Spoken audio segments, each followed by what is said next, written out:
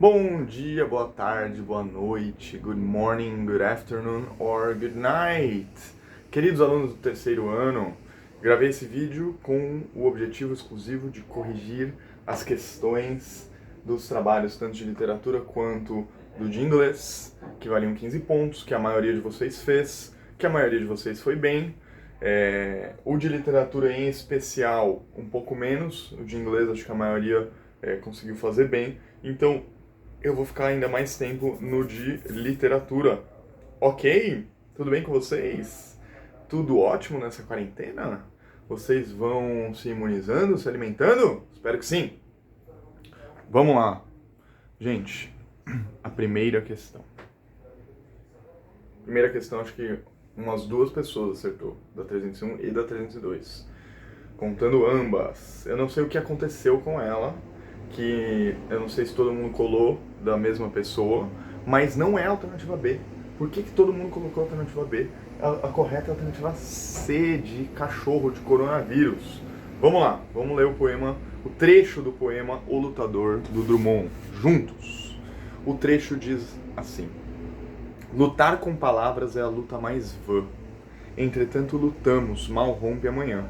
São muitas, eu pouco algumas, tão fortes como um javali. Primeira coisa, gente, é o seguinte. Lutar com palavras é a luta mais vã. O que é vã? Vã é o feminino de vão. É uma luta vã. O que é em vão? Fazer alguma coisa em vão? É alguma coisa que não tem efeito, alguma coisa que não tem sentido, que não surte nenhum resultado.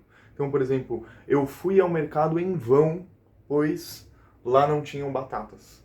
Eu fui para comprar batatas, mas fui em vão. Por quê? Porque não tinha batatas. Deu para entender a lógica do vã? Então, quando ele fala assim, lutar com palavras é a luta mais vã, significa que ele está dizendo que lutar com palavras, fazer poesia, escrever textos é uma luta vã, uma luta que não surte nenhum efeito. Por isso que a alternativa C, que é o questionamento da própria poesia, era a alternativa correta. Vocês veem o que ele está fazendo? Ele está questionando o próprio poder da poesia. Na medida em que ele enxerga na poesia, no seu fazer poético, uma luta que não surte nenhum efeito, que não leva, em última instância, a nenhum lugar. Obviamente que não é exatamente isso que o Drummond acredita em última instância, que a poesia não serve para nada. Mas ele está querendo dizer o quê? Ele está questionando a própria poesia. Quais são os limites do fazer poético? A maioria de vocês colocou o negativismo destrutivo. Gente, em primeiro lugar, vamos para o enunciado. Por isso que o enunciado é muito importante. Diz assim: uma das constantes na obra poética de Carlos Drummond de Andrade, como se verifica nos versos acima, é parará, parará. Primeiro lugar, negativismo destrutivo não é uma constante na obra poética do Drummond. Não é algo que é frequente. Tipo, pode falar assim, ele tem uma visão negativa da realidade. Ele é um cara crítico à realidade. Só que ele não tem uma visão negativa da realidade de modo geral. Estaria incorreto dizer isso, por quê? Porque o Drummond ele faz uma poesia que tem muita esperança, que aponta para um horizonte de esperança. Então não seria bem um negativismo destrutivo. Inclusive, destrutivo estaria totalmente errado, porque em nenhum momento da poesia dele ele fala sobre, sei lá, a necessidade de se destruir tudo, uma coisa meio romântica, suicida. Não tem isso. Pelo contrário, ele questiona a própria poesia, por quê? Porque a poesia, justamente, muitas vezes tem os limites de não conseguir transformar a realidade tal como ele gostaria. E o poema continua. Ele fala, é um poema que não é tão simples assim, né? Fala assim, são muitas, muitas o quê? Palavras. Eu pouco. Algumas palavras tão fortes como um javali. E aí ele coloca um pouco essa força da poesia, ainda que é uma luta vã, tal qual uma luta de um javali. Você vê a ironia que tem por trás? Depois as outras alternativas a maioria não colocou, então eu nem vou gastar tempo com ela. Mas o questionamento da própria poesia é uma constante na poesia do Drummond. Lembra? Mundo, mundo, vasto mundo. Se eu me chamasse Raimundo, seria uma rima, não uma solução. Mundo, mundo, vasto mundo, mais vasto é o meu coração. Quando ele está querendo dizer isso, ele está falando o quê? Que as rimas por si só não resolvem nada, porque o meu coração ele é mais vasto do que o mundo. Ok? Dito isso, a primeira acho que foi a mais problemática de todas. Tem que ver, gente, eu falei bastante sobre esse lance do questionamento da própria poesia. É um poema metalinguístico, em última instância, esse do O Lutador. Porque a metalinguagem, o que, que ela faz? Ela é um questionamento da própria linguagem. Ou então, é um falar sobre a própria linguagem. Então, um filme que fala sobre o fazer cinematográfico é um filme metalinguístico. Uma música cuja letra fala sobre o cantar, ou então sobre o fazer a música, é uma música metalinguística. Da mesma forma que esse poema que fala sobre os limites do próprio poema é um poema metalinguístico. Ok? A segunda questão é boa. Não vou ler o poema, é um poema que a gente já leu aqui, inclusive. Eu li com vocês em sala de aula, um poema muito conhecido, irônico nesse momento de coronavírus. Você tinha que pegar as afirmações e ver quais que eram verdadeiras. Vamos lá. Essa é uma questão boa. A primeira afirmação diz assim: o eu lírico faz uma série de referências à poesia romântica para criticar uma visão idealizada de mundo e enraizar o sujeito na vida real. Verdadeiro. Por quê? Porque a série de referências à poesia romântica diz o cantor de uma mulher, de uma história, os suspiros ao anoitecer, a paisagem vista na janela, não distribuirei entorpecentes ou cartas de suicida, os poetas românticos, os ultra-românticos lá da segunda geração que a gente viu no ano passado, eram poetas que praticamente faziam poesia suicida, porque eram poetas que eram muito pessimistas, melancólicos. Então ele está falando assim, eu não vou fazer isso, não serei cantor de um mundo caduco, de um mundo em decadência. O que eu vou fazer? Eu quero enraizar o sujeito na vida real, porque o tempo é a minha matéria. O tempo presente, os homens presentes, a vida presente. Então essa primeira afirmação é uma afirmação muito verdadeira sobre a poesia do Drummond de modo geral e especificamente sobre este poema, ok? A segunda afirmação diz assim: o mundo caduco, a que faz referência, pode ser entendido como qualquer momento do passado, tornando o poema uma crítica ao passado em qualquer momento da história humana. Por que não faz sentido isso? Porque não é verdade que é sobre qualquer momento da história. O mundo caduco, lembremos, ele tá. O tempo é a minha matéria, o tempo presente. Ele está falando ali sobre o momento do entreguerras. Lembra? O Drummond é um cara que fala muito sobre a crise econômica de 29, sobre o mundo lá da década de 30, a própria Segunda Guerra Mundial. Então, é um poema que está enraizado na vida presente, não é sobre qualquer momento da história. Então, estaria errado. A terceira afirmação diz assim: o poema caracteriza bem o período modernista na medida em que localiza o sujeito no presente, livre de amarras com qualquer tipo de escapismo. Isso é verdade. De novo, é quase que a mesma afirmação da primeira.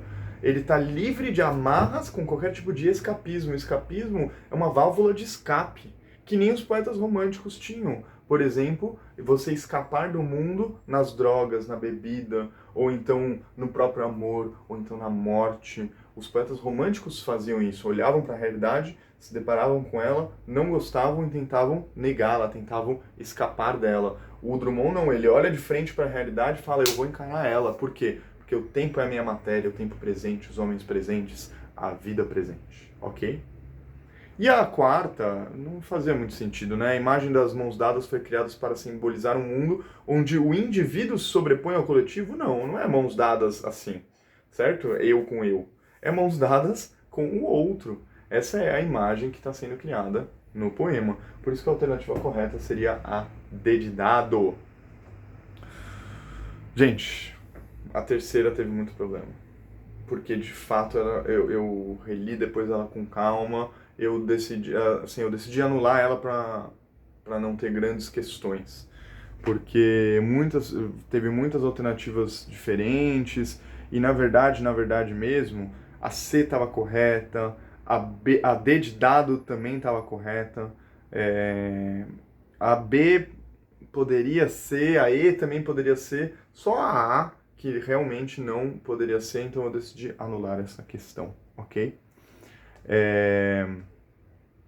Vamos lá. A 4, gente, eu também não vou ler o poema, esse foi um poema que eu li com vocês acho que na 301, se eu não me engano, certo? Sentimental. Características modernistas nela. Acho que a maioria de vocês acertou ela. A questão da linguagem coloquial dos versos livres apresenta com humor o lirismo encarnado na cena cotidiana, alternativa D. Os modernistas faziam muito isso. Primeiro, trabalhar com humor, trabalhar com verso livre, trabalhar com linguagem coloquial. O que é linguagem coloquial? É aquela linguagem do dia a dia, aquela linguagem do cotidiano, a linguagem da fala da rua, a linguagem da fala popular. Então os modernistas trouxeram para a literatura, não pela primeira vez, mas de uma maneira única, digamos assim, a linguagem do povo, a linguagem do dia a dia para a literatura, e de fato o poema é exatamente isso. Acho que a maior parte de vocês conseguiu ler muito bem este poema, que era um pouco mais simples, de fato, né? Agora a 5. A 5 também teve problemas. E eu tenho uma suspeita de por que vários de vocês erraram. Gente, leiam o enunciado. Olha o que o enunciado está falando. Sobre o período modernista, é incorreto afirmar que... Ou seja, você tem que buscar... Eu até coloquei em negrito, hein? Você tem que buscar a alternativa que está incorreta, não a correta. Então vamos lá. A, que é a alternativa incorreta, portanto, a que deveria ser assinalada, diz assim: os modernistas quebraram parâmetros do parnasianismo e do romantismo. Tudo bem, verdadeiro. Na medida em que tratavam dos mesmos temas, mas sem a mesma métrica e forma poética. Não é verdade. Por quê? Porque eles não tratavam dos mesmos temas. Como é que o Drummond, por exemplo, o Drummond, que falava da Segunda Guerra Mundial, vai tratar do mesmo tema que um parnasiano ou um romântico do século XIX? Os românticos, todos eles eram do século XIX, falava da morte, falava do amor, falava dos indígenas, falava de um monte de coisa, mas não falava da Segunda Guerra Mundial. Por quê? Porque eles não estavam vivendo lá na Segunda Guerra Mundial. Simples assim. Por isso que essa era a alternativa incorreta. Todas as outras estão corretas. Experimentação linguística, questionamento à linguagem. O que vários de vocês colocou, que a Segunda Guerra Mundial foi um tema importante para a segunda geração do modernismo. É verdade, gente. É verdade. Vários de vocês colocaram essa alternativa como a correta, como a ser assinalada, só que na verdade ela era verdadeira, então não deveria ser assinalada. Ok? Questões? Se vocês tiverem, me mandem mensagens. Professor, não concordo com você. Ok, me manda mensagem e a gente vai discutir. Ok. Gente, sobre as questões de inglês, eu vou passar até um pouco mais rápido. Por quê? Porque na verdade a maior parte de vocês foi muito bem nas questões de inglês. Eu queria trabalhar com a primeira frase, porque a primeira frase ela tem uma pegadinha. Diz assim: When children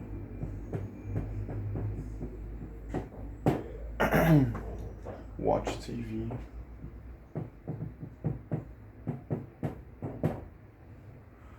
a wide range of places.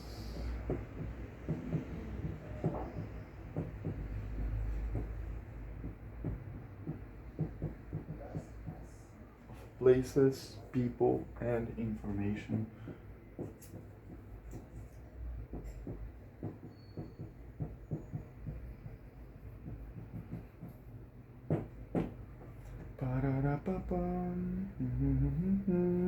Ok, a alternativa correta era C, né? Is encountered. Is encountered. A maior parte de vocês acertou, mas tiveram alguns que erraram, colocaram a B. Por quê? Porque realmente a pegadinha era difícil. When children watch TV, a wide range of places, people and information is encountered. Esse aqui é o verbo, certo? Quando as crianças, children é plural, certo? Watch TV, quando elas assistem TV. A wide range. Gente, o que é wide? Wide é amplo, ok? Por isso que tem widescreen. Screen é tela. Aquela tela ampla, tipo de cinema, maiorzinha, né? Maior do que a do, tipo, a do computador, por exemplo. É wide. Wide é amplo. Range é... Como é que eu vou traduzir? Uma abrangência, digamos assim, uma ampla abrangência, um amplo raio, poderia ser também. A wide range of places, lugares, people, pessoas, and information, e informações. Tadadã. São encontradas? Não. É encontrada. Por quê? Porque a wide range, que é o sujeito, está no singular. A wide range. Se fosse wide ranges, aí sim seria are encountered. Mas é a wide range is encountered. Por mais que é a wide range of places, people and information. Então, para você saber responder essa questão, o que você tinha que identificar? Tinha que conseguir identificar qual que era o sujeito da frase. Para poder fazer o quê? Para poder conjugar o verbo da maneira correta. Essa que era a principal dificuldade. Alguns de vocês, vários de vocês acertaram, mandaram muito bem. Agora alguns de vocês não viram corretamente, normal. Acho que essa era a questão mais difícil. As outras eram todas um pouco mais simples, não é mesmo? A segunda diz assim, é pra gente fazer, lembra? Passive voice. Active voice and passive voice. Então a primeira frase, que está na voz ativa, ela diz assim, consumerism, o que é consumerism? Consumismo. Is ruining our lives and the world. Está arruinando, ruining, está arruinando our lives, as nossas vidas e o mundo. Isso está na voz ativa, certo? Você tinha que buscar a alternativa que tivesse na voz passiva. E a alternativa B diz assim, the world and our lives, ou seja, você inverte o sujeito da frase, certo? The world and our lives are being ruined by consumerism. Peraí. Is ruining na voz ativa, certo? A voz passiva é are being the world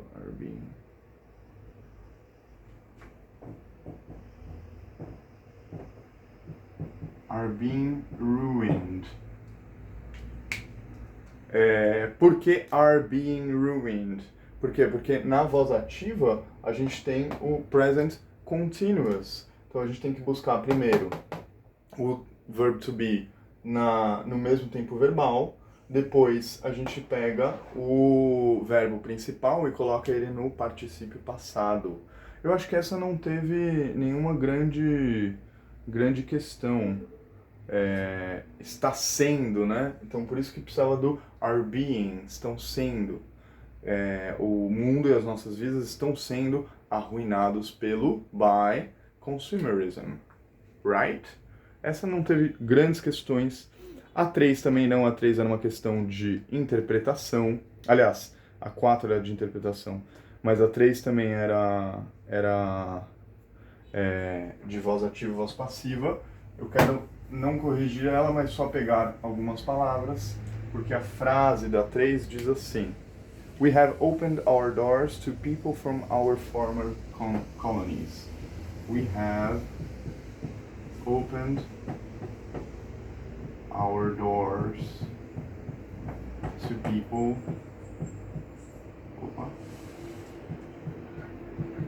from our former colonies. O texto era um texto de cultural differences, um texto de um britânico falando sobre como que era a situação dos imigrantes na Europa. E ele diz assim, we have opened, nós abrimos, certo?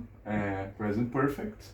Nós abrimos our doors, as nossas portas, to people, para as pessoas from our former colonies. Primeiro, o que é colonies? Colônias. Former é um adjetivo, certo? Nossas antigas, ou então as nossas anteriores, former, antigas, colônias. E isso estava na voz ativa, era passado para a voz passiva, e a correta seria doors. Doors to people from our former colonies have been opened by us. Have been opened by us. Como está no present perfect, você tem que manter o verbo auxiliar, o have, colocar o been, have been.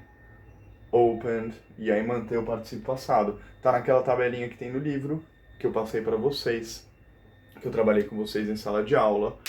Algumas pessoas, poucas, colocaram have been, só que o being é de... No caso, se a gente estivesse trabalhando com o present continuous, como a gente está no present perfect, ele não pode ser utilizado neste caso, fica estranho. Have been opened by us. Fica bem estranho. E a 4, gente?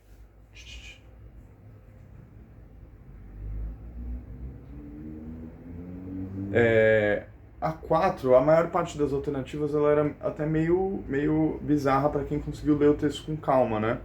Mas ela diz assim, que a C, né, que seria a correta, recentemente os países europeus abriram suas portas para pessoas de antigas colônias em busca de trabalho e asilo político. E de fato, certo?